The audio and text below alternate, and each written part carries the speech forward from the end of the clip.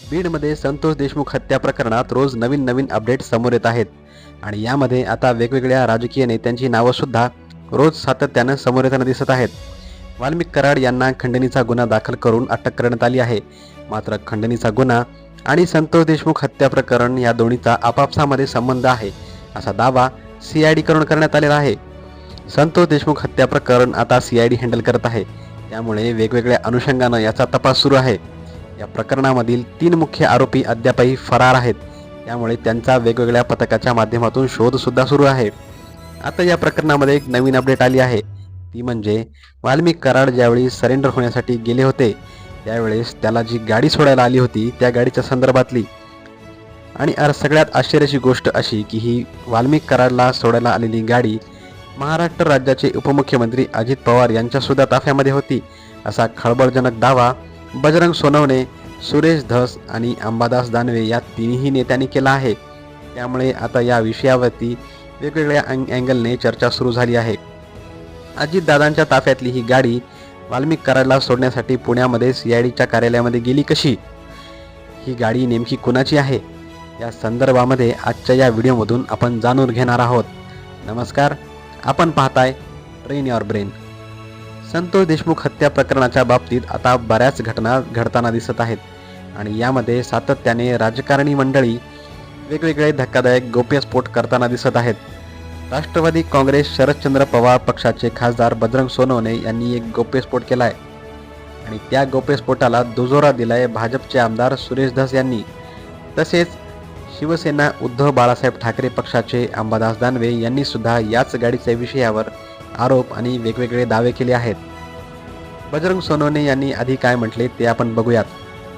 संतोष देशमुख हत्या प्रकरणात अजित पवार हे ज्यावेळेस मस्साजोगला संतोष देशमुख यांच्या निवासस्थानी त्यांच्या कुटुंबियाची भेट घेण्यासाठी गेले होते त्यावेळी त्यांच्या गाड्यांच्या ताफ्यामध्ये आरोपी वाल्मिक कराड यांची सुद्धा गाडी होती असा धक्कादायक आरोप बजरंग सोनवणे यांनी केलाय आणि ते पुढे असं म्हणाले, अजित पवार शनिवारी 16 तारखेला मस्साजोग येथे आले त्यावेळेस त्यांच्या या ताफ्यामध्ये कराडची गाडी होती.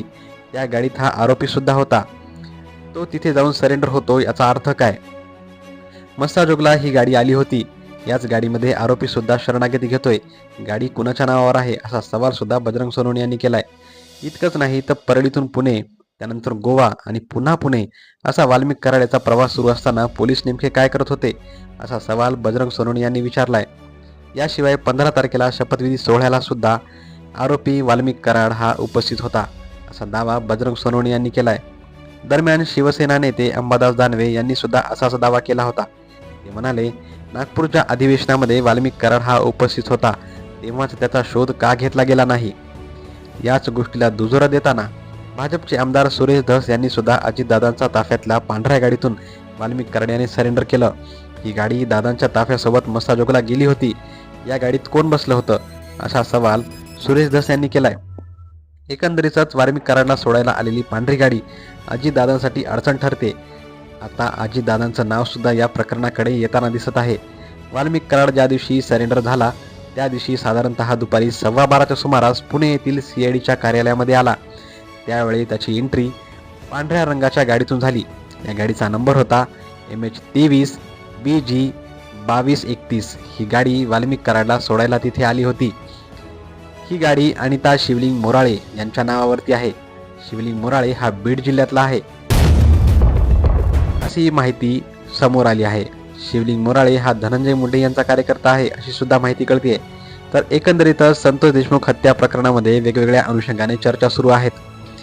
या प्रकरणामध्ये धनंजय मुंडे यांचा निकटवर्ती असलेला वाल्मिक कराड याला ताब्यात घेण्यात आले आणि अशा परिस्थितीत अजित पवार नेमके शांत का आहेत यावरील सुद्धा बरेच सवाल उपस्थित करण्यात येत आहेत.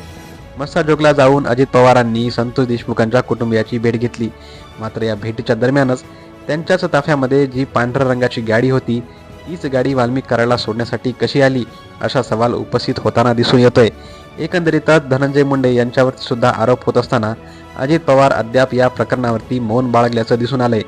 त्यामुळे धनंजय मुंडे यांच्यावरती आरोप करणाऱ्या नेत्यांचा रोख हा अजित पवारांकडे जाताना दिसतोय. दरम्यान अजित पवार एकंदरीतच बजरंग सोनवणे, सुरेश धस यांच्या रडारवरती आलेत का असा प्रश्न या निमित्ताने उपस्थित होतोय.